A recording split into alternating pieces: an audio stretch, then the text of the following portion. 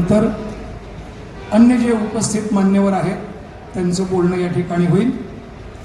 या अगोदर या ठिकाणी उपस्थित ज्या साध्वी शक्तीच्या प्रतिनिधी आहेत त्यांचं स्वागत सन्मान आपल्या सर्वांच्या वतीनं केलं जात आहे।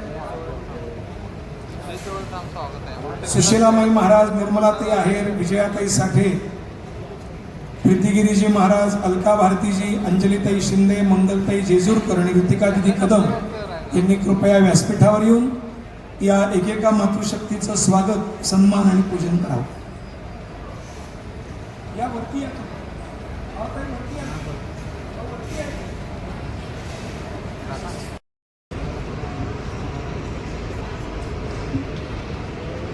शरणागत दीनार्ते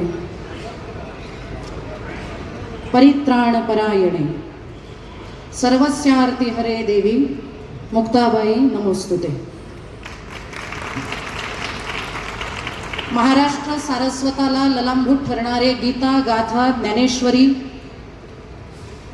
एकनाथ महाराजांचं भागवत यांसारख्या ग्रंथांना शिरोधार्य मानून आपलं सबंध आयुष्य त्या ग्रंथाचं चिंतन करून ते समाजापर्यंत पोहोचवण्यासाठी अखंड अव्याहतपणानं प्रयत्न करणारे सगळे कीर्तनकार, प्रवचनकार, भगवे वस्त्रधारी सर्व साधू यांच्या चरणारविंदावरती कोटी कोटी नमन करते।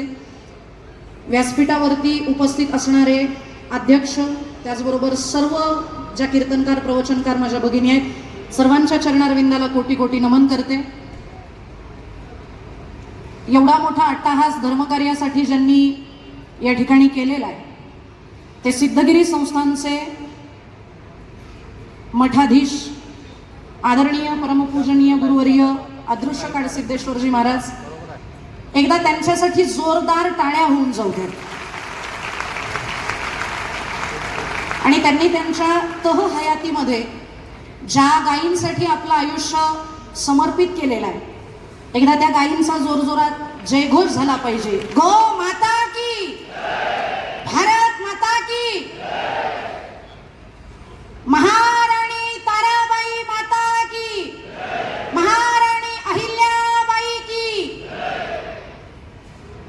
पहिल्या दोन वेळेला आवाज फार मोठा होता, पण शेवटच्या दोन वेळेला ज्या वेळेला ताराबाईंचं आणि अहिल्याबाईंचं नाव आलं त्यावेळेला थोडासा आवाज कमी झाला। पण चला ठीक आहे, तरी सुद्धा सगळ्यांच्या चरणारविंदाला नमन करते आणि आज राठी महाराजांना मी खास त्यांना धन्यवाद देते, कारण त्यांनी आतापर्यंत जेवढे काही धर्मपरिषदा झाले त्याच्यामध्ये महिलांसाठी विशेष असं सत्र आयोजितच केलं नव्हतं। कदाचित ही स्त्रियांसाठी, स्त्री महिला कीर्तनकारांसाठी ही नवी नांदी आहे असं म्हणावं लागेल। म्हणून त्या राठी महाराजांचे सुद्धा मी एकदा मनपूर्वक ऋण व्यक्त करते की आपण या ठिकाणी आम्हाला बोलण्यासाठी संधी दिली, व्यासपीठ उपलब्ध करून दिलं। आतापर्यंत कालपासून आम्ही सकाळपासून प्रत्येकांची चर्चा ऐकतोय, प्रत्येकांची मतमतांतर आम्ही या ठिकाणी ऐकतोय। धर्मावरती होणारी आक्रमणं आणि या धर्मावरती आक्रमण होत असताना परधर्मीयांकडून जे काही वापरण्यात येणारे शस्त्र आहेत, ज्याला आपण जिहाद असं म्हणतो, त्या जिहादमध्ये लव जिहाद असेल, लँड जिहाद असेल, वोट जिहाद असेल, या सगळ्यांना आपण ऐकलेलं आहे। काल शिरीष महाराज मोरे यांना विशेष विषय दिला होता की आपण लव जिहादवरती बोला। त्यांनी त्यांच्या भाषणामध्ये बऱ्याचशा अशा काही गोष्टी सांगितल्या की ज्याच्यामध्ये हिंदू मुलींना चिरडल्या जात आहे, हिंदू मुलींना अट्रॅक्ट केलं जात आहे, हिंदू मुलींवरती अन्याय होत आहेत, अत्याचार होत आहेत, पण का होत आहेत आणि ते बंद करण्यासाठी आपण काय करू शकतो का, याचा विचार कधी कोणी केलाय का? आपल्या प्रत्येक घरामध्ये मुलगी आहे, प्रत्येकाला बायको आहे, आई आहे, त्यांच्या रक्षणासाठी आपण कधी काही करणार आहोत का, काही विचार केलेला आहे का? तर याचं उत्तर असं आहे की आम्ही आमच्या महिलांना पहिल्यांदा तर स्थानच देत नाही आमच्या आयुष्यामध्ये, मानाचं। आमच्या महिलांना मानाचं स्थानच नाही।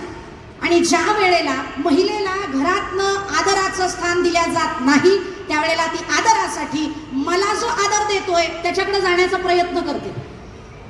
जर एखादा पुरुष घरामध्ये एखाद्या स्त्रीवरती घरातल्या घरात जर तिच्यावरती हिंसा होत असेल तर जो माणूस मला बाहेरनं सपोर्ट करणार आहे मी त्याच्याकडे का जाऊ नये याचा विचार ती करते। मग आपण आपल्या घरातल्या हिंसा बंद करणार आहोत का? मुलींना आपण स्वातंत्र्य देतोय, पण ते देत असणारं स्वातंत्र्य एकीकडे स्वातंत्र्यच नाही आहे आणि एकीकडे दिलेलं स्वातंत्र्य त्याचा स्वैराचार चाललेला आहे। या ज्या विषमता आपल्या समाजामध्ये आपल्याच घरामध्ये आपण चालू केलेल्या आहेत त्या आपण कधी बंद करणार आहोत का? त्याच्याबद्दल आपण विचार करणार आहोत का? सगळ्यात पहिले माझं मत असं आहे, आपल्या घरातल्या आईला आदर देत चला. बऱ्यापैकी घरामध्ये कीर्तनकारांच्या सुद्धा घरामध्ये असे वाक्प्रचार असतात, आता आमची आई म्हातारी झाली, म्हातारीला काय कळतंय, तिला काय अक्कल आहे, ती आहे म्हणून जग आहे. आणि आपल्या इथं बसलेल्या सगळ्यांना जे धर्माचा डंका अख्ख्या जगात पसरवतात, त्यांना वेदांनी पहिले 4 देव हे सांगितलेले आहेत, मातृदेवो भव, पितृदेवो भव, आचार्य देवो भव आणि मग अतिथी देवो भव. हे आमच्यासारख्यांनी सांगण्याची गरज नाहीये. मातृदेवो भव हे आपण मान्यच केलं पाहिजे, आईला आपण स्थान दिलाच पाहिजे. समाजामध्ये फिरणारी प्रत्येक जी मुलगी आहे ती माझ्यासाठी बहीण आहे, तिला आपण आदराचं स्थान दिलंच पाहिजे. आज घडलेली घटना सांगते, आज घडलेली घटना पुण्यामध्ये 4 मुलांनी एकत्र येऊन सिम्बॉयसिस कॉलेजच्या एका विद्यार्थिनीवरती बलात्कार केला. बलात्कार करणाऱ्यांमध्ये तो नराधम आहे, ते म्लेच्छ आहे, ते मुसलमान आहेत, त्यांचा विरोध केलाच पाहिजे. लव जिहाद मध्ये ही घटना आपण नमूद करूच शकतो, पण त्याच्यामध्ये जे दुसरे 2 नराधम होते ते हिंदू धर्माचे होते. याच्यावर आपण विचार करणार आहोत की नाही? कधी करणार आपण याच्याबद्दल विचार? आपला मुलगा चुकतोय, आपण आपल्या मुलाला धर्म शिकवायला, आपण आपल्या मुलाला संस्कार द्यायला कुठेतरी कमी पडतोय. का कमी पडतोय? कारण आम्ही आमच्या राजमाता जिजाऊ घरामध्ये आणलेल्या नाहीत. आम्हाला मदर तेरेसा शिकवल्या जातात, पण आम्हाला आतापर्यंत राजमाता जिजाऊ शिकवल्या गेलेल्या नाही. राजमाता जिजाऊंनी केलेला त्याग आम्हाला आतापर्यंत दिसला नाही. छत्रपती शिवाजी महाराजांना रामायण सांगितलं जायचं, छत्रपती शिवाजी महाराजांना महाभारत सांगितलं जायचं, आणि माझा मुलगा संस्कारी व्हावा म्हणून नवऱ्याचा त्याग करणारी स्त्री कधीच कुणी पाहिली नाही. शहाजी राजांबरोबर सुखानं राहू शकल्या असत्या ना त्या आदिलशहांच्या जिथं त्यांना जहागिरी होती तिथं, पण नाही राहिल्या त्या तिथं. ज्या वेळेला त्यांना एक जणांना विचारलं, मासाहेब लहान तान्ह लेकरू आहे, लेकरू घेऊन तुम्ही पुण्यासारख्या ठिकाणी राहताय, शिवनेरीवरती राहताय, तुम्हाला भीती वाटत नाही? तुम्ही तिथलं राज्य कारभार सोडला, तिथलं एवढं मोठं ऐश्वर्य सोडलं आणि तुम्ही इथे राहताय, त्याला कारण काय? त्यावेळेला राजमाता जिजाऊबाई साहेबांचं एक वाक्य होतं, बाबा रे, आंब्याचं झाड जर मोठं असेल आणि त्या आंब्याच्या झाडाखाली जर त्याच आंब्याची एखाद्यानं आंबा खाऊन कोय टाकली तर त्याचं रोपटं उगवतं रे, पण उगवलेलं रोपटं पहिल्या आंब्याच्या झाडा इतकं मोठं वृक्ष कधीच होऊ शकत नाही. आणि मला माझ्या मुलाला मोठा वृक्ष बनवायचंय, त्यासाठी शहाजी राजारूपी एका वटवृक्षाखाली मला त्याला ठेवायचं नाही, मला शहाजी राजांपेक्षा मोठा माझा शिवाजी करायचा आहे. आणि म्हणून आज हा माझा त्याग आहे, म्हणून मी माझ्या राजांना सोडून इथं घेऊन आले छत्रपतींना. आमच्या या त्यागी महिला आम्ही कधी शिकवणार आहोत की नाही आमच्या मुलांना? आता मग 2 दिवस झाला हा विचार चालू आहे, संस्कारासाठी आपण राजमाता जिजाऊ शिकवू शकतो, तर धर्मसत्ता आणि राजसत्ता याच्यासाठी आपण अहिल्याबाई होळकरांना का शिकवू शकत नाही? अहिल्याबाई होळकर ज्यांनी फक्त देवालय बांधली एवढंच आपल्याला माहिती आहे, पण अहिल्याबाई होळकरांनी फक्त देवालय बांधलेली नाही, तर त्यांनी तलाव बांधलेले आहेत, त्यांनी बंधारे बांधलेले आहेत, आणि सगळ्यात मोठा एक्सप्रेस हायवे कलकत्ता ते वाराणसी बांधणाऱ्या पहिल्या महिला राज्यकर्त्या होत्या त्या अहिल्याबाई होळकर होत्या. हे आपण आमच्या मुलांना शिकवणार आहोत की नाही?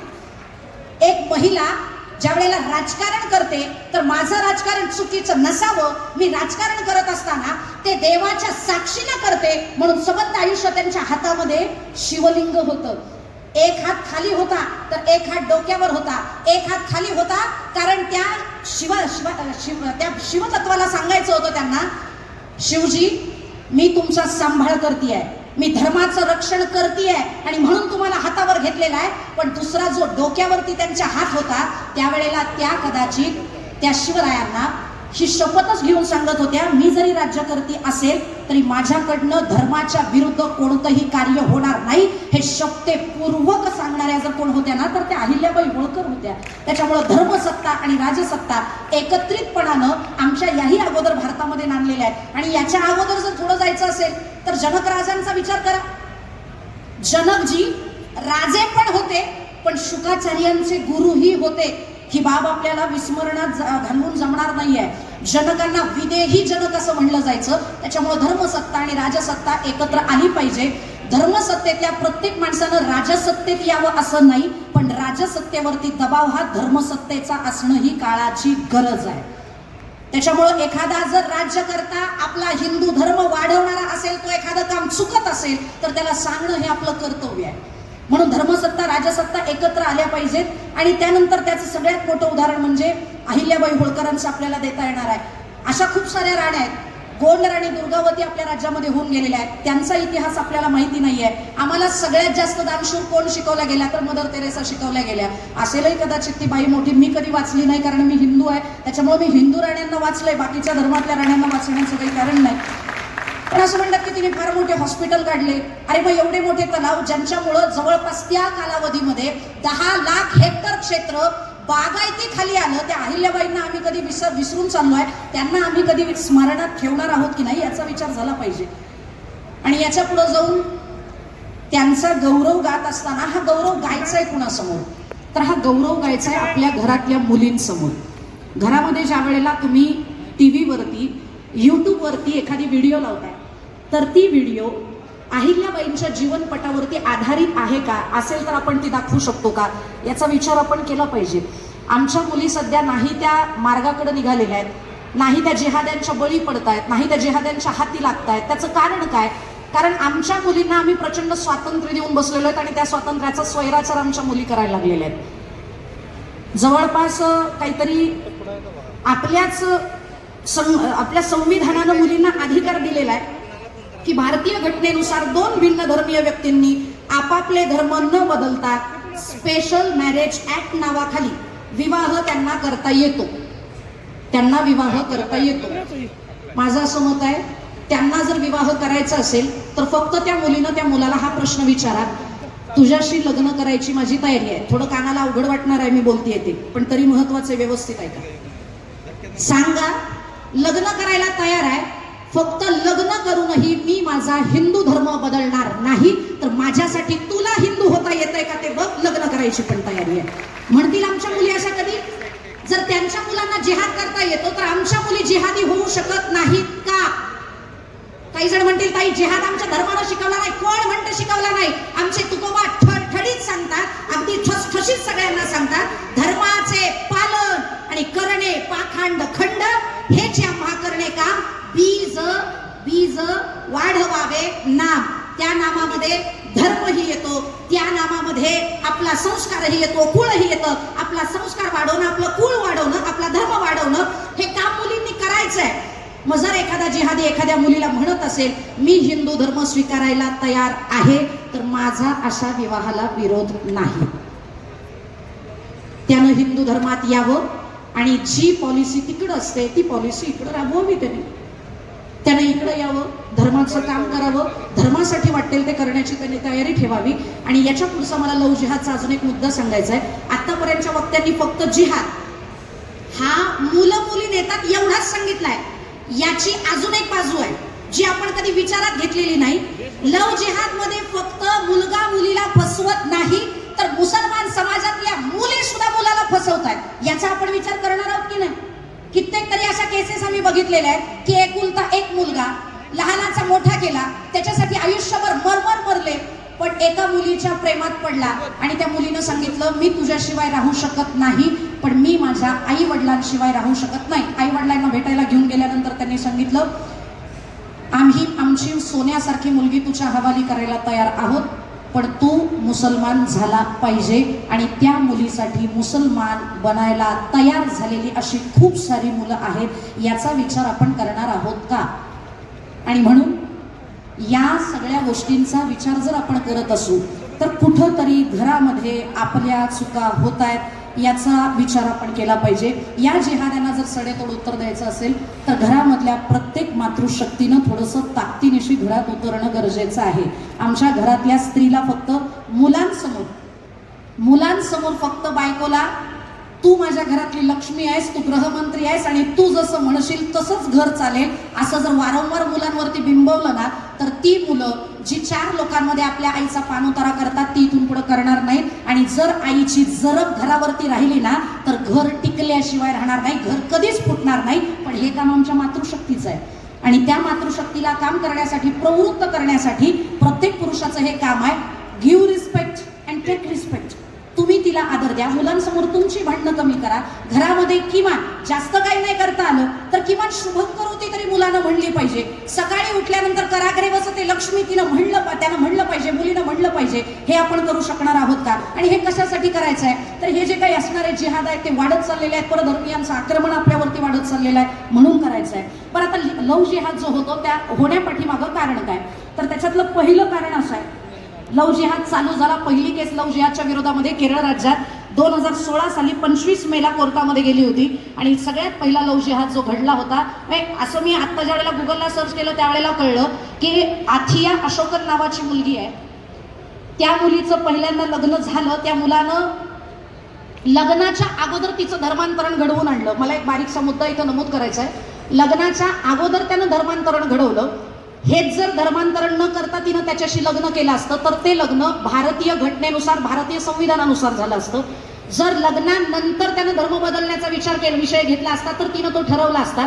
पण त्या मुलीनं अगोदर धर्मांतरण केलं आणि लग्न झाल्यानंतर अवघ्या 2 वर्षामध्ये शरिया कायद्यानुसार त्यानं प्रचंड तिचा छळ केला, तिचा वापर केला आणि तिला सोडून दिलं, तिला तलाक दिला. कारण ज्या वेळेला धर्मांतरण करून लग्न केलं जातं त्यावेळेला शरिया कायदा लागू होतो.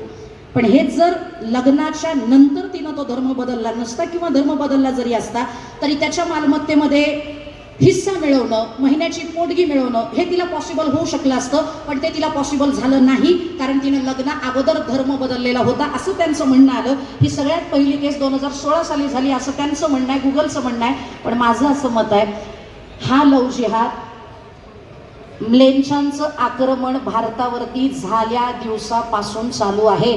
कारण स्वामी समर्थांनी त्यांच्या श्लोकामध्ये असं एके ठिकाणी सांगितलेलं आहे, किती ब्राह्मणीनी गुजरिणी भ्रष्ट विल्या, किती एक त्याशा मुखी फाकविल्या, किती एक देशांतरी त्या विकेल्या, किती सुंदरा हाल होऊन मेल्या. हे रामदास स्वामी उगाचच सांगत नाही, त्याही काळामध्ये हे घडत होतं. आणि हे का घडतंय त्याला काही कारण आहेत जी माझ्या बुद्धीला वाटली ती मी तुमच्या समोर मांडणार आहे.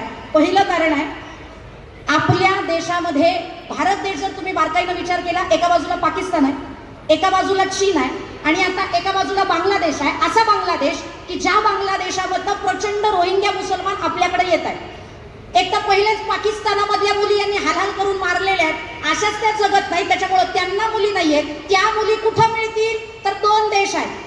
पहिला देश नेपाळ आणि दुसरा देश तो म्हणजे भारत. नेपाळला टार्गेट करण्याचं कारण काय, सगळ्यात जास्त मुली 10 लाख मुली तिथनं बेपत्ता झाल्या आहेत. आणि नेपाळमधनं का नेल्या त्याचं कारण आहे, नेपाळ हा एकमेव असा देश आहे की त्या देशानं स्वतःला हिंदू राष्ट्र म्हणून घोषित केलेला आहे. मग त्यांच्या मुली पळवा, उचला, त्यांचे हाल करा म्हणून सगळ्यात जास्त मुली नेपाळमधनं उचलल्या जातात. आणि हिंदू राष्ट्र होण्याची शक्यता असणारा दुसरा देश तो म्हणजे भारत देश. या भारतातल्या ज्या मुली आहेत त्या मुली आता इथून पुढे आपल्याला जिहादी बनवायच्या आहेत. कारण त्या मुली आल्या तर खूप फायदे होतात. एक तर मुलगी येताना घरातलं सोनं नाणं आणते, पैसा आणते, इज्जत घेऊन येते आणि वरनं हम दो और हमारे 100 असा कायदा तिच्या बरोबर लागू करता येतो.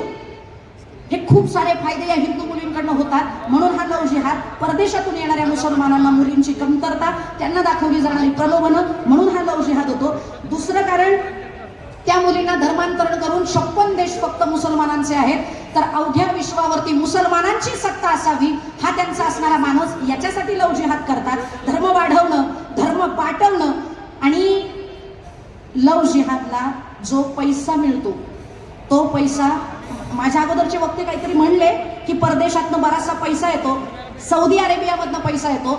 हा पैसा सौदी अरेबियामधनं येत नाही, हा पैसा तुमच्या आमच्या घरातनं येतोय. कसं, त्याचं एक साधं उदाहरण सांगते. मगाशी कोणीतरी बोललं की हिंदू धर्मामध्ये मांस खाणाऱ्यांची संख्या खूप आहे. इथं जमलेले जरी धर्माचारी असतील तरी आपले असे बरेच बांधव आहेत की जे मांसाहार करतात. मांसाहार करणारे जिथून ते मांस विकत घेतात त्या दुकानालाच नाव असतं हलाल चिकन सेंटर. हलाल म्हणजे काय माहितीये, ज्या वेळेला एखादा तुम्ही जीव मारता त्यावेळेला तो थेट मारायचा नाही, त्याची फक्त घशाची शीर कापायची, त्याच्या शरीरातलं संपूर्ण रक्त जोपर्यंत संपत नाही तोपर्यंत त्याला तडफडवू द्यायचं, तळमळवू द्यायचं आणि मग नंतर एकदा का त्याचा जीव गेला की मग त्याचे तुकडे करायचे आणि मग ते विकायचं. याला हलाल असं म्हणतात. आणि हा हलाल फक्त कोंबड्यांसाठी नाही, हा हलाल फक्त बकऱ्यांसाठी नाही, तर हा हलाल गायीसाठी सुद्धा आहे आणि हा हलाल आमच्या म्हशींसाठी गोवंशासाठी सुद्धा आहे. आणि ते मटण विकत असताना ते नक्की कोंबडीचं आहे का बकरीचं आहे हे न विचार करता न चौकशी करता खाणारे आपले हिंदू बांधव आहेत. आणि आता सध्या जर हलाल तुम्ही चेन पाहिली तर आपल्या एकमेव भारत देशातनं 3.5 लाख कोटी इतका व्यापार फक्त हे हलाल चिकन सेंटरवाले या देशद्रोह्यांना पुरवत आहेत, या जिहाद्यांना पुरवत आहेत. हा पैसा आपल्या बांधवांच्या घरात न जातोय. म्हणून जर यदा कदाचित तुम्ही कुठं जाणार असाल, एखादा माळकरी होत नसेल, एखादा खाणारा असेल, कार्यकर्ता असेल तर त्याला सांगा त्या विकणाऱ्याकडं झटका बटन दे म्हणा. झटका कळतो. आपल्या राजांनी हे शिकवलंय आपल्याला. ज्या वेळेला आपली युद्ध केली जायची त्यावेळेला आपल्या पण मध्ये बळी देण्याची प्रथा आहे, परंपरा आहे. पण तो जो बळी दिला जायचा तो बळी एका झटक्यात त्याचा जीव घेतला जायचा. असा झटका मारून त्या जीवाला ज्या वेळेला मारलं जातं त्यावेळेला त्याला त्रास होत नाही. आणि असा झटका जर बाबा तू मांस आम्हाला देणार असेल तर दे. पण जर तुम्ही बारकाईनं लक्ष द्याल तर एकही आता हिंदू विक्रेता, मांस विक्रेता आपल्याकडे राहिलेला नाही. याचा विचार कुठेतरी झाला पाहिजे. आणि हाच पैसा तो जिहाद म्हणून वापरत आहे. खूप सारे अशी उदाहरणं आहेत. अगदी 4 दिवसापूर्वी भोसरीतल्या सख्या 2 बहिणींना एकच मुलगा घेऊन गेला. त्याचं नाव रेहमान असं होतं. काय विशेष आहे, एकाच घरातल्या 2 मुली आहेत. त्या दोन्ही मुलींना एकच मुलगा घेऊन गेला.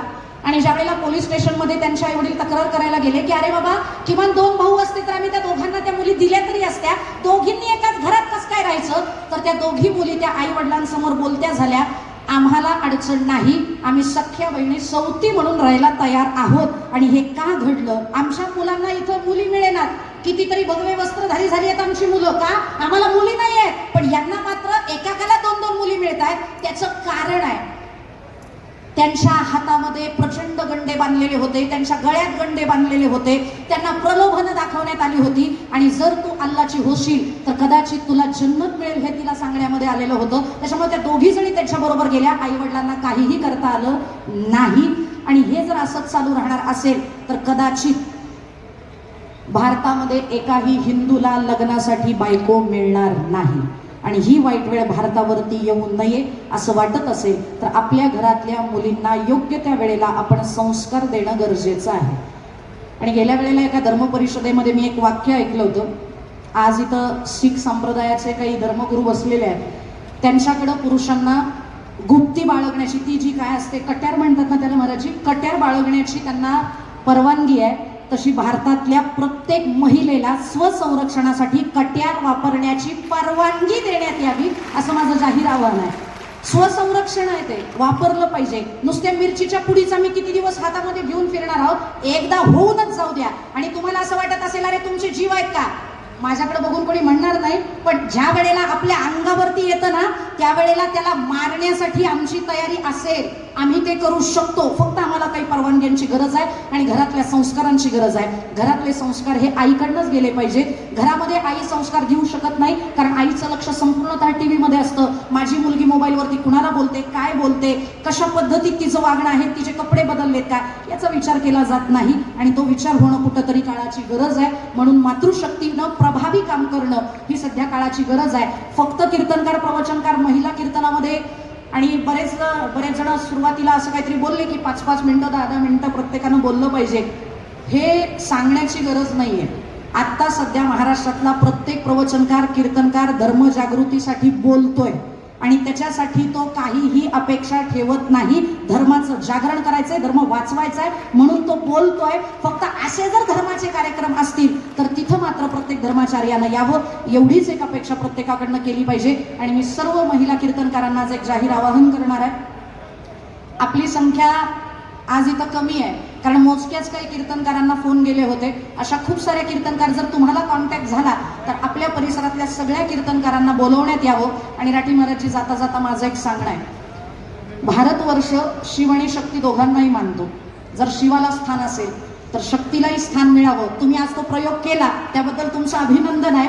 पण एक मिनिट, असा प्रयोग मी नाही केलेला, विश्व हिंदू परिषदेनं किंवा आपल्या संत समितीनं हा केलेला आहे. साध्वी शक्ती परिषद आहे आणि साध्वी आत्ता नाही आहे, या अनेक वर्षापासून आहे, जनाबाई मुक्ताबाईंपासून आहे.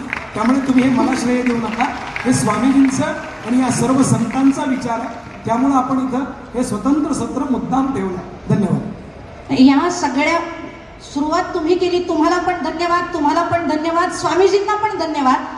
पण इथून पुढं व्यासपीठावरती महिलांचा विचार केला जावा असं माझं फक्त एक थोडंसं मत आहे. कारण आम्ही 2 दिवस दिले, 2 दिवसामध्ये 48 तास येतात आणि त्या 48 तासातली 48 मिनिटं आज आमच्या पदरात पडली आहेत. पण चला, आम्ही त्याच्यावरती पण खुश आहोत. तुम्ही जो काही वेळ दिला त्याबद्दल मी आपले धन्यवाद देते. आणि जे विषय मी मांडले त्याचा प्रत्येक पुरुषानं विचार करावा. Give respect, take respect. आपल्या महिला आहेत, आपल्या घरातल्या महिला आहेत, आपण त्यांना मान दिला तर त्या बाहेरच्या पुरुषाकडे बघणार नाही, त्यांच्याकडनं मानाची अपेक्षा करणार नाहीत. तो मान प्रत्येकाला मिळाला पाहिजे, एवढं बोलते आणि मी थांबते. रामकृष्ण. सर्वांना विनंती आहे, संन्यास योगम मुखेश वेदांत शास्त्रार्थ नीती नमो नारायणगिरी परब्रह्म स्वरूपम. आज या ठिकाणी कण्हेरी मठ या ठिकाणी जी संत संमेलन आणि यामध्ये आम्हा सर्व नारी शक्तीला, सर्व स्त्रियांना हा सन्मान आपण दिला त्याबद्दल सर्व संत महंतांच्या चरणी मी नतमस्तक होते. तर नारी तो नटेश्वर है, ओ तो रतन की खान है, दया, क्षमा, शांती हे सर्व तिचेच रूप आहे. आणि आम्ही तर असं म्हणतो की लाडकी लेखमी संतांची आणि मजवर कृपा बहुतांची. या ठिकाणी मी जी उभी राहिली आहे बोलण्यासाठी ते एवढंच सांगायचं आहे की योगीराज सद्गुरू गंगागिरीजी महाराज सरलापीठ संस्थान, गुरुवर्य रामगिरीजी महाराज, स्वामी रामगिरीजी महाराजांच्या बाबतीमध्ये आपल्या सर्वांनाच सर्व गोष्टी ज्ञात आहे. तर आज जी वेळ आज आमच्या धर्मगुरूवरती जेती आहे आणि कुठला त्यांनी जे वक्तव्य केलेलं आहे त्याच्यामध्ये कुठलाही खोटेपणा नाही, पूर्ण सत्य बाजू त्यांनी मांडलेली आहे. कारण केरळ राज्यामध्ये 32,000 मुली आज लापता होत आहे. मायबापांनो, नवे आपल्या महाराष्ट्रामध्ये ती घुसखोरी सुरू झाली. छत्रपती संभाजीनगर जिल्हा 102 मुली, तीही संख्या आपल्या कानावर आहे, सर्वांना ती वार्ता माहिती आहे. एवढ्या मुली संख्या आज ह्या लापता होत आहे, ह्या मुली गायब होत आहे. कारण हे लव जिहाद वगैरे हे प्रकरण थांबणं गरजेचं आहे. आणि आपल्या कन्येला, आपल्या मुलीला हे सांगा की होय, मी हिंदू आहे, मी हिंदू असल्याचा मला सार्थ अभिमान आहे. म्हणून आपल्या मुलींना हे संस्कार देणं गरजेचं आहे. स्त्री काचेचं भांड आहे, तडा गेला की काही खरं नाही, हे नाही शिकवायचं. आपल्या मुलीला हे शिकवा की बाई तू हिरा आहे आणि हिरा हा व्यवस्थित काचेच्या पेटीत मखमली कापडामध्ये तो गुंडाळला जातो, ठेवला जातो. म्हणून हिरा आहे. मुलगी छोटी आहे तोपर्यंत ताडण शासन करायचंय, बंधन आहे. परंतु एकदा आपल्या पायाची चप्पल तिच्या पायाला यायला लागली की प्रत्येक मातेला सांगणं की आपल्या कन्येची मैत्रीण आपण बनणं गरजेचं आहे. आता मैत्रीण बना आणि 2 शब्द प्रेमाने तिला समजून सांगा की आपल्या अवतीभोवती कोण मदरतंय, कोण नजर ठेवून आहे आपल्यावरती. श्रीमद भागवत महापुराणामधील या ठिकाणी एक उदाहरण सांगून जाईल मी भौमासुराचं. 20,000 कन्या एकट्या जमायच्या आणि सोबत त्यांच्याशी विवाह त्याला करायचा आहे. 16,100 झालेल्या आहेत. भगवान श्रीकृष्ण सत्यभामेला घेऊन देव कार्यास निघाले. प्रभूंना कळालं आणि त्यावेळेला प्रभूंनी सर्व कन्यांना त्या ठिकाणून सोडवलेलं आहे आणि भौमासुराचा वध केलेला आहे. आता जर पाहिलं, हर घर नव्हे हर गाव में भौमासुर बैठा है, इतने कृष्ण कहा से लावू. पण आता आपलं संरक्षण करणं हे गरजेचं आहे. आणि महंत गुरुवर्य रामगिरीजी बाबांना हेच आपल्या हिंदूंना सांगायचंय. कारण जाती पाती पूछे न कोई, हरि को भजसो हरि को होई. संता नाही मान देव मानी मुसलमान, आम्ही जातीभेद धरत नाही, सर्व एक आहोत. आजही आमच्या सरला बेटावरती गेली 24 वर्षापासून अहोरात्र मी या धर्मकार्यामध्ये आहे. बालपणापासून मी सरला बेटामध्ये बघतेय, सर्व धर्माचे लोक त्या ठिकाणी येत आहेत. आमच्या गुरु घराण्याने कधीच कोणामध्ये भेद केलेला नाहीये. आणि जो वाईट आहे तो मुद्दा त्या ठिकाणी बाबांनी जो हाताळलेला आहे त्यामध्ये कुठल्याही प्रकारचं गैरवर्तन केलेलं नाही. सत्यच बोलले आणि सत्य परीक्षण होत असेल पण पराजित नाही. चांद में दाग है, अरे चांद में दाग है लेकिन दिखाई नहीं देता. सूरज में आग है लेकिन जलाई नहीं देता. भगवान के दरबार में न्याय है लेकिन वक्त के पहले सजा नहीं देता. विजय सत्याचा होतो आणि विजय सत्याचा होणारच आहे. म्हणून गुरुवारी रामगिरीजी बाबांच्या विरोधात आज जे आंदोलन केल्या जात आहे, ज्या काही त्यांच्या स्त्रिया बोलल्या जातात की हम आपको दिखला देंगे, हम आपको बतला देंगे, त्यांना सांगणं आहे की महाराष्ट्र ही संतांची भूमी आहे आणि आमच्याच घरात राहून आम्हाला जर बोलायची चोरी बघणार नाही. कारण राजमाता जिजाऊ झाशीची राणी लक्ष्मीबाई यांच्या आम्ही सर्व कन्या आहोत आणि सर्व संस्कार आमच्यावरती तेही आहेतच.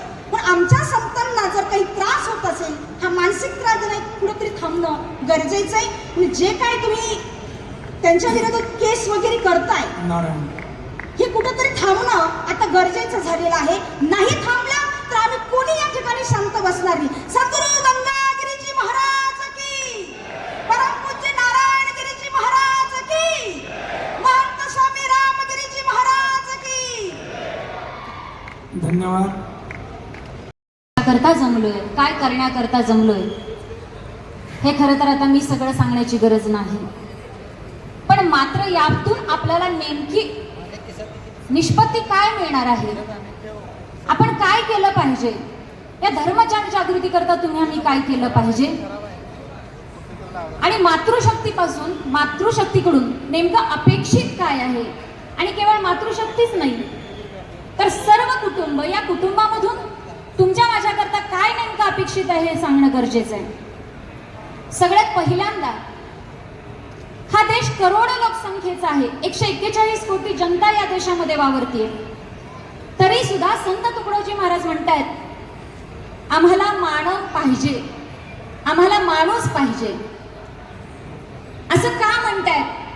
एवढी जनता असताना देखील माणूस पाहिजे असं म्हणतायत. याला कारण आहे, माणसातलं माणूस पण संपलंय. धर्म म्हणजे माणसानं माणसाशी माणसासारखं वागावं, ही सरळ सरळ व्याख्या धर्माची आहे. धर्म म्हणजे माऊली सुद्धा सांगतायत एथ वडील जे जे करती तया नाम धर्म ठेविती. जे जे वाडवडिलांनी करून ठेवलं त्याचबरोबर कैवल्य साम्राज्य चक्रवर्ती ज्ञानोबराय असतील, जगतवंदनीय श्री संत तुकोबराय असतील, आदी करून सर्व साधू संत असतील, आदिशक्ती मुक्ताबाई असतील, आपल्याला सर्व सकल संतांनी शिकवलंय की धर्म म्हणजे काय. या धर्माच्या व्याख्येपासून तुम्ही आम्ही कुठेतरी परावृत्त होतोय. सगळ्यात पहिली सुरुवात जर धर्मापासून आम्ही परावृत्त होतोय त्याला म्हणजे कारण संस्काराचं बीजारोपण कुठेतरी कुटुंबामध्ये कमी पडतंय. बीजारोपण म्हणते मी, संस्काराचं बीजारोपण. ज्या वेळेला गर्भामध्ये आपल्या पोटामध्ये एखादा गर्भ रुजू होतो माता माऊलीच्या, त्यावेळेला पासून खरं तर या संस्काराची गरज आहे. आज आमची माता माऊली हातामध्ये ज्ञानेश्वरी घेण्याऐवजी हातामध्ये भागवत, हातामध्ये जगतवंदनीय श्री संत तुकोबरायांचा गाथा घेण्याऐवजी जर हातामध्ये टीव्हीचा रिमोट घेत असेल आणि ते पाहून सुद्धा जर सर्वांनी जागेवर खाली बसावं, तर मात्र हे तुमचं माझं पतन आहे. लक्षात घ्या, या बीजापासून खरं तर हे पतन आहे. पुढे जाऊन संस्काराचा खरा काळ गर्भामध्ये तर आहेच आहे, पण मात्र आपलं मूल ज्या वयामध्ये तुमच्या माझ्या कुटुंबाच्या सानिध्यात राहिलं पाहिजे, ते मूल आज सरळ सरळ तुम्ही आम्ही आपल्याला त्रास होतोय म्हणून त्याला कॉन्व्हेंटला तुम्ही आम्ही घालतोय. जेणेकरून 2.5 वर्षाच्या बाळाला तुमच्या माझ्या सर्वांच्या राजीव नेत्रं मृगोषणाथं कारुण्य रूपं करुणाकरंदं श्रीरामचंद्रं शरणं प्रपद्ये.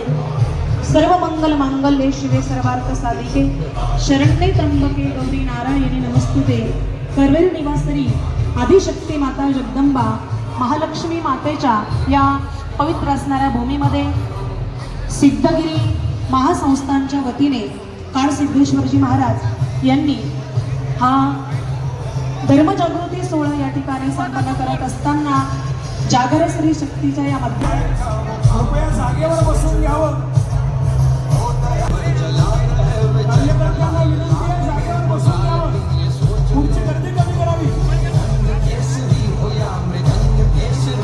सभागृहाचा नियम सांभाळा. नंतर सर्वांना ते भेटणार आहेत, मेहरबानी करा.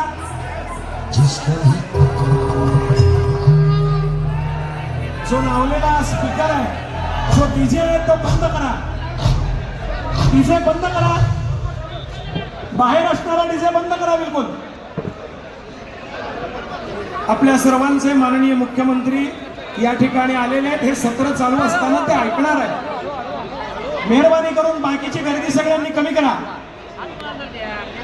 आणि बाहेर असणारे सर्वजण आत येऊन बसतील. भोजन मंडपातले बाहेरचे सर्व भगवे कपडे घातलेले सर्व जे काही विद्यार्थी आहेत सगळ्यांनी बाजूला व्हावं. कृपया सर्वांनी व्यासपीठाची आणि या सभागृहाची मर्यादा पाळावी. ज्यांचं काम झालंय ते लागलीच बाजूला व्हा. रामकृष्ण हरी. गीताताई आपलं मनोगत 2 मिनिटात पुढे करा. जिजाऊ आईसाहेबांच्या उदरामध्ये राजे छत्रपती शिवाजी महाराज असतानाच राजमाता जिजाऊ आईसाहेबांना जे डोहाळे व्हायचे की आम्हास वाटते घोड्यावर बसावे, आम्हास वाटते लढाईचा पोशाख अंगावरती घालावा, आम्हास वाटते डोक्यावरती जिरटक घालावा, तलवार म्यान करावी आणि आपल्याच डोळ्यासमोर उचलून नेऊन आपल्याच आया बहिणींची आबरू उठणाऱ्या हैवानांची शिरं धडा वेगळी करावी. ही खऱ्या अर्थाने जिजाऊ आईसाहेबांची डोहाळे. पण आत्ताच्या मातामाऊलीला काय डोहाळे होतात मला वाटतं हे या समाजाला सांगण्याची गरज नाही. पण आजची माता ज्यावेळेला जागृत होईल त्यावेळेला धर्म टिकेल. आणि ही माता जागृत होण्याकरता मला वाटतं तिने आपल्या हातातला मोबाईल बाजूला ठेवावा आणि आपल्या मुलांना आपल्या घरामध्ये हनुमान चालीसा शिकवावी, आपल्या मुलांना हरिपाठ शिकवावा, आपल्या मुलांना आपल्या घरामध्ये ज्ञानेश्वरी सारखा पवित्र ग्रंथ असावा, श्रीमद भगवद्गीतेसारखा ग्रंथ असावा, नाथ बाबांचा भागवत आणि तुकोबारांची गाथा असावी. मला वाटतं एक वेळा हॉटेलला जेवण केलं तर 2000 रुपये बिल भरून बाहेर पडता. पण आपण हिंदू धर्मीय म्हणून हिंदू धर्मात जन्माला आलो, पण पवित्र असणारा धर्मग्रंथ आपल्या घरात नसावा ही सगळ्यात मोठी शोकांतिका आहे. आपल्या प्रत्येकाच्या घरामध्ये तो असावा. आणि ज्या वेळेला आपल्या घरामध्ये आपला धर्मग्रंथ असेल त्यावेळेला आपण आपल्या लेकरांना धर्म शिकवू शकू. कारण तीच श्रीमद भगवद्गीता आपल्याला शिकवते सर्व धर्मांतरित्याच्या मायमेकं शरणं व्रज, सर्व धर्म हे भगवान परमात्म्याच्या प्राप्तीकरता आहे. आणि त्या भगवान परमात्म्याच्या प्राप्तीकरता हा हिंदू धर्म जर टिकला तर आपण भगवंताचं नामचिंतन करू शकतो. आणि धर्मसत्ता राजसत्ता ही एकत्र आल्याच्या नंतर आपला हा धर्म टिकवण्याकरता जो काही अट्टास आता चाललेला आहे हे निश्चितच पूर्ण होईल. कारण धर्मसत्ता आणि राजसत्ता एकत्रित येऊन काय करू शकते याचं उदाहरण आपण कालच बघितलं की आपल्या राज्याचे मुख्यमंत्री आदरणीय माननीय एकनाथजी शिंदे साहेब यांनी ज्या गोमातेला खऱ्या अर्थाने राष्ट्रमातेचा दर्जा देऊन एक वेगळ्याच प्रकारची क्रांती या ठिकाणी घडवून आणली त्याबद्दल आदरणीय मुख्यमंत्री साहेबांचे आम्हा सर्व धर्माचार्यांच्या आणि हिंदू धर्मियांच्या वतीने शतशः या ठिकाणी आभार.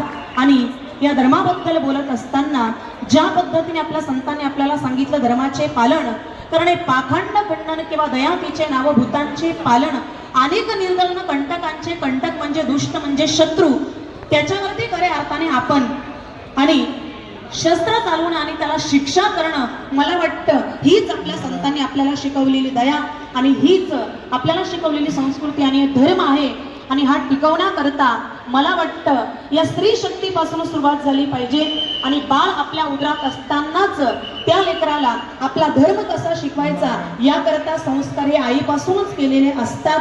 आणि ज्या घरातली स्त्री ही धर्माबद्दल जागृत राहील मला नाही वाटत तिथे लव जिहाद ओढ जिहाद यासारखे आणि आपल्याला दुष्टचक्रांना सामना त्या ठिकाणी करावा लागेल.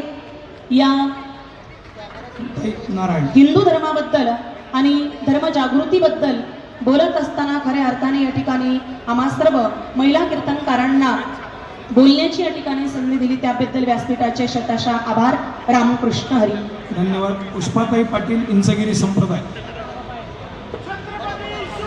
इंचगिरी संप्रदाय 3 मिनिटांमध्ये. ताई ज्येष्ठ कीर्तनकार आहेत, आपलं मनोगत मांडतायत. एका मठाधीश आहेत सोलापूरच्या ताई पुष्पाताई पाटील यांनी आपलं मनोगत. धर्मरक्षण. भारत माता की जय. गो माता की, गंगा माता की, धरती माता की, सब संतान की.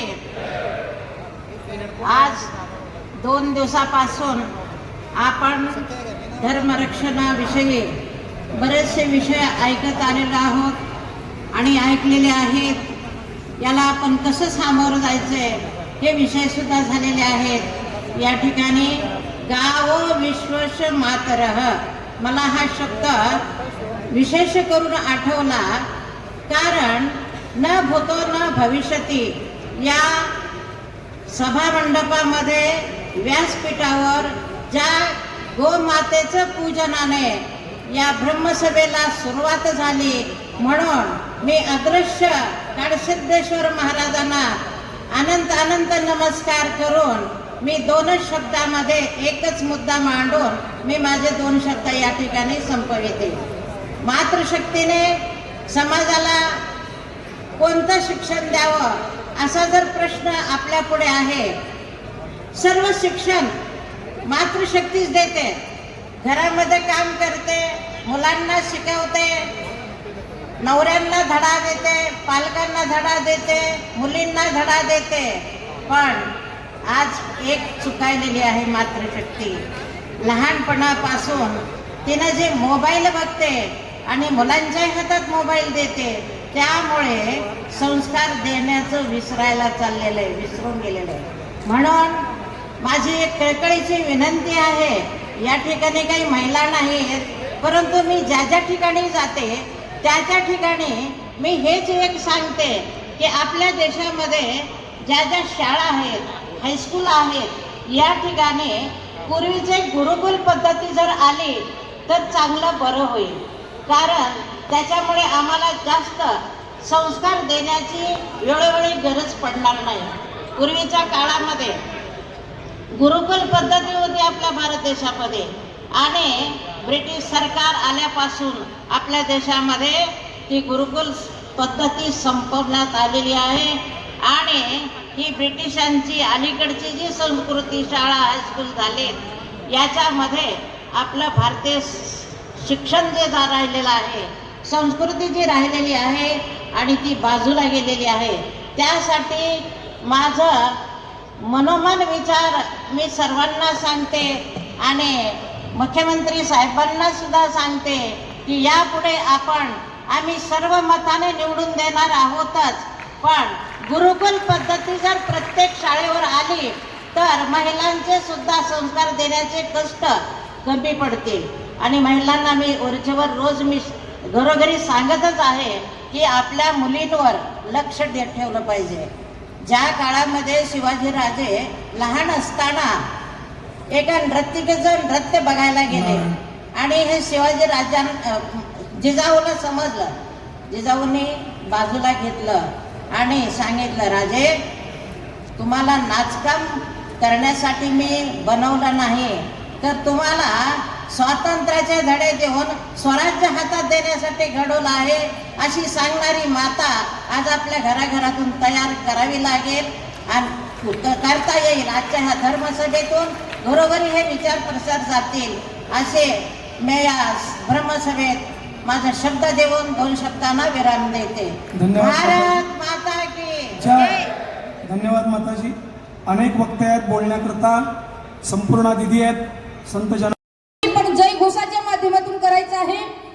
सिया बलरामचंद्र भगवान की, पवनसुत हनुमान जी महाराज की, उमापती महादेव की, छत्रपती शिवाजी महाराज की, बोलो भारत माता की, बोलो गौ माता की. सुंदर. यदा यदा हि धर्मस्य ग्लानिर्भवति भारत अभ्युत्थानं धर्मस्य तदात्मानं सृजाम्यहम् परित्राणाय साधूनां विनाशाय च दुष्कृतां धर्म संस्थापनार्थाय संभवामि युगे युगे. धर्माच्या रक्षणासाठी तुमचं आमचं जीवन आहे हे सर्वांना ज्ञात आहे. सगळ्यांनी या ठिकाणी श्रवण केलेलं आहे, सांगितलेलंही आहे. पण धर्म काय आहे ही बाजू अत्यंत महत्त्वाची. धर्म काय सांगतो, धर्म काय शिकवतोय आणि धर्माची रूपरेखा काय आहे ही बाजू आपल्याला कळणे अत्यंत गरजेचं आहे. महाराज एक छोटंसं एक मिनिटा दृष्टांत सांगेन. आज 10-12 दिवसापूर्वी आम्ही ओडिसा इथे जगन्नाथपुरीमध्ये सुद्धा आम्ही सर्व मंडळी त्या ठिकाणात एकत्रित होतोय. अधिकार संपन्न धर्माचार्य आज समोर जे बसलेले आहेत त्यातले निम्मे अर्धे लोक त्या ठिकाणात होते आणि आजही आहेत. एक सांगेल मी तुम्हाला मला जे कार्य हाती घ्यायचे तो कार्य कोणतं आहे अत्यंत लक्षपूर्वक ऐका. एक जी झाडू असते, जी झाडू अनेक दांड्यांनी एकत्रित करून दोराने बांधलं जातं आणि त्याचं रूपांतर झाडूत होतं. त्या झाडूचं वैभव असं आहे, त्यात शक्ती एवढी आहे. एक गावचं नाही, गल्लीचं नाही, देशाचा कचरा गोळा करू शकते. लक्षपूर्वक ऐका. एक झाडू बांधलेली जी झाडू आहे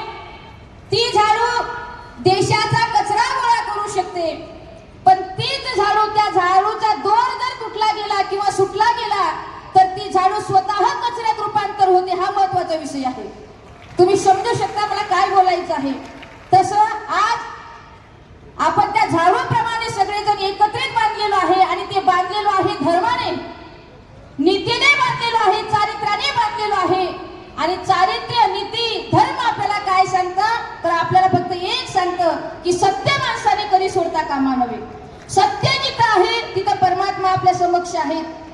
महाराज सत्याची परिभाषा भगवद्गीतेमध्ये भगवान परमात्मा सांगतात, जिथं सत्य ज्यांच्या पाठीमागे होतं, जिथं धर्म होतं तिथं भगवान परमात्मा आहेत. म्हणून भगवंत ज्यांच्या पाठीशी आहेत त्या पांडवातला एकही गेला नाही आणि ज्यांच्या पाठीमागे देव नाही त्यातला एकही उरला नाही, असे कौरव आहेत. लक्षात घ्या. आणि त्यासाठी आपल्याला पांडवांसारखं समक्ष राहून धर्म कार्य करायचं आहे. आणि हे धर्म कार्य करत असताना आम्ही सांगावं तरी कुणाला, कारण समोर बसणारे सगळे धर्मचारी आहेत. पण सांगेल यासाठी कि अपने आप से शुरुआत करो, अपना आप काम बन जाएगा. अपने आप से सुरुवात, आपल्यापासून सुरुवात करा, सगळं काम व्यवस्थित होईल हे मात्र नक्की आहे. आणि त्यासाठी प्रयत्नात येत माणूस तू योगी संशयित किलबी सहा अनेक जन्म संशयित तो या की परांगती. नारायण. समुद्र के लहरों से डरकर नौका पार नहीं होती, ध्यान से सुनेगा. समुद्र के लहरों से डरकर नौका पार नहीं होती और कोशिश करने वालों की कभी हार भी नहीं होती. इसीलिए सभी लोग ध्यान से सुनेगा, संघटित होऊन संघर्ष करा. आणि एवढं मात्र लक्षात ठेवायचे आपल्याला. मोजून 2-3 मिनिटं माझ्याकडे सुपूर्द केले दादांनी. आणि आज व्यासपीठाच्या वतीने आणि समस्त असलेले धर्माचार्य मंडळी आहेत, कितीतरी मोठे महान व्यक्ती आहेत. आणि 2 दिवसापासून आपण ते या व्यासपीठावर बसलेलो असताना माननीय राज्याचे लाडके मुख्यमंत्री साहेब एकनाथजी शिंदे साहेब खऱ्या अर्थी ते समोर बसून आमच्या सर्वांचं चिंतन ऐकतात. आणि आज मला म्हणायला बरं वाटतंय की आम्ही खऱ्या अर्थी मुख्यमंत्री साहेबांच्या लाडक्या बहिणी शोभतोय आणि खरंच आम्ही लाडक्या आहोत असं मला म्हणायला आनंद वाटतोय. खरं पाहायला गेलं तर मुख्यमंत्री साहेबांनी आजवर या धर्मासाठी, या राज्यासाठी, आमच्या महिलांसाठी आणि वारकरी संप्रदायासाठी जे पेरलंय ते उगवतंय असं सगळीकडे दिसून येतंय. ज्या धर्मासाठी आपण या ठिकाणी जमलेलो आहोत तो धर्म आपण गेली 2 दिवसापासून ऐकतोय. मला वाटतं बऱ्याच जणांनी आपापल्या पोळ्या भाजण्याकरता या ठिकाणी जातीपातीचं राजकारण सुरू केलं. जातीपातीचं राजकारण आपापल्यामध्ये वादविवाद लावून गेलं. आमच्याकडे बेटी व्यवहार नव्हता पण रोटी व्यवहार होता. कुठलाही व्यक्ती कोणत्याही जातीच्या घरी जाऊन 2 घास खात होता. परंतु मला म्हणायचं एक आहे की या लोकांनी आपल्या पोळ्या भाजण्याकरता आपापल्यामध्ये राजकारण लावून दिलं. परंतु माझं म्हणणं एवढंच आहे की जातीपातीचं राजकारण करण्यापेक्षा आपण सगळे हिंदू आहोत हे आपल्या डोक्यात बसणं अत्यंत महत्वाचं आहे. आपण हिंदू धर्माचं पालन करणं हे आपलं आद्य कर्तव्य आहे आणि ते आपण आपल्यापासून सुरुवात केली पाहिजे. मला वाटतं महिलांचा अधिकार फार मोठा आहे. खरं पाहायला गेलं तर नवरात्री उत्सव समोर 2 दिवसावर येऊन टेपलेला आहे. लक्ष्मी मातेच्या दरबारामध्ये आपण आहोत आणि मला वाटतं जिथे महिषासुराचा वध करण्याकरता भवानी मातेने अवतार घेतला होता, आज आमच्या धर्माला कोणीतरी टोचतंय, कोणीतरी नाव ठेवून जात आहेत. कितीतरी लोक आमच्या संत परंपरेला बुजगावणं म्हणतात, कोणीतरी म्हणतायत कुठेही उठतात, काही बोलतात. परंतु मला वाटतं आमच्यासारख्या महिलांना आज भवानी मातेचा अवतार घेणं फार गरजेचं आहे आणि आम्ही त्यांचं मर्दन करू हे 100% खरं आहे. महिलांमध्ये फार मोठा अधिकार आहे. आम्ही सर्व महिला मला वाटतं धर्मासाठी आम्ही दररोज 10-10 मिनिटं बोलतोय, कीर्तनामध्ये बोलतोय, प्रवचनामध्ये बोलतोय, कथेमध्ये बोलतोय. या ठिकाणी सर्व संत मंडळी उपस्थित आहेत आणि मला वाटतं ही वेळ आपल्यावर का आली याचं कारण होतं की आपण झोपलेलो होतो. पण आता उठणं आणि जागे होऊन धर्मासाठी पळणं अत्यंत महत्वाचं आहे आणि आमच्या धर्माचं रक्षण आपण करणं तितकंच गरजेचं आहे. म्हणून यापुढे आपण आपल्या धर्माचं रक्षण केलं पाहिजे. खऱ्या अर्थी आम्ही सर्व महिला आहोत. वेळ फार कमी दिलेला आहे आमच्यासाठी. परंतु माननीय मुख्यमंत्री साहेब या ठिकाणी बसलेले आहेत. आदरणीय स्वामींच्या कृपेने या ठिकाणी हा महोत्सव या ठिकाणी भरलेला आहे आणि स्वामींनी आपल्याकडे काही कमी केलेलं नाही. राठीबाबांनी या ठिकाणी आम्हा सर्व महिलांना बोलण्याची संधी दिली, त्याबद्दल मात्र या ठिकाणी मी त्यांचंही आणि संपूर्ण मात्र या ठिकाणी हिंदू धर्मासाठी संत मंडळी कार्यरत आहेत त्या सर्वांचं मी ऋण या ठिकाणी व्यक्त करते. आमच्या महिलांच्या वतीने आम्हाला घरातनं हिंदू धर्मासाठी जेवढी जनजागृती करता येईल तेवढं करण्याचा आम्ही सर्वजण प्रयत्न करू. कारण मात्र घराचा मेन पाया जर पक्का असेल तर कळस पक्का व्हायला वेळ लागत नाही. आपण आपापल्या घरामध्ये मुलांना धर्माची शिकवण दिली पाहिजे. मी तर जाता जाता एवढंच म्हणेन, हे भगवान तेरी अदालत में हमारी जमानत रखना, हे भगवान तेरी अदालत में हमारी जमानत रखना, मैं रहूं या ना रहूं मेरा हिंदू धर्म सही सलामत रखना. आमचा धर्म टिकला पाहिजे आणि धर्मासाठी बोलणारे प्रवक्ते आज या ठिकाणी बरेच आहेत महाराज, मात्र बरीच संत मंडळी आहेत, बरीच महाराज मंडळी आहेत. मुख्यमंत्री साहेबांना माझी विनंती आहे, जेव्हा जेव्हा आम्ही आमच्या धर्माचं वर्णन करू, धर्मावर बोलू, अनेक लोक आक्षेप घेणारे आहेत. तुम्हाला माझी विनंती आहे की तुम्ही आमच्या पाठीमागे अत्यंत मात्र कटाक्षाने उभं राहणं आणि जेव्हा काही मात्र आमच्यावर वेळ येईल तेव्हा आपण आम्हाला मदत करावी अशी मी तुम्हाला विनंती करते. मात्र एवढं बोलून माझ्या 2 शब्दांना पूर्ण विराम देते. रामकृष्ण हरी. धन्यवाद ताई. निवृत्तीनाथ महाराज संस्थान याच्या अध्यक्षा त्यांच्या अध्यक्षीय भाषणानं आत्ताच्या या मातृशक्तीच्या विषयाचा समारोप झाला आहे. व्यासपीठावरनं कृपया मातृशक्तीनं रजा घ्यावी आणि ज्यांचं बोलणं व्हायचं राहिलं आहे त्या 5 मातृशक्तीच्या ज्या माताजी आहेत त्या इकडे बाजूला थांबतील, म्हणजे नंतर औक्षण या ठिकाणी माननीय मुख्यमंत्र्यांचं त्या करणार आहेत. बाकीच्यांनी कृपया आपापल्या जागेवर जाऊन बसावं. सर्वजण खाली थांबा, तिकडे या बाजूला थांबा.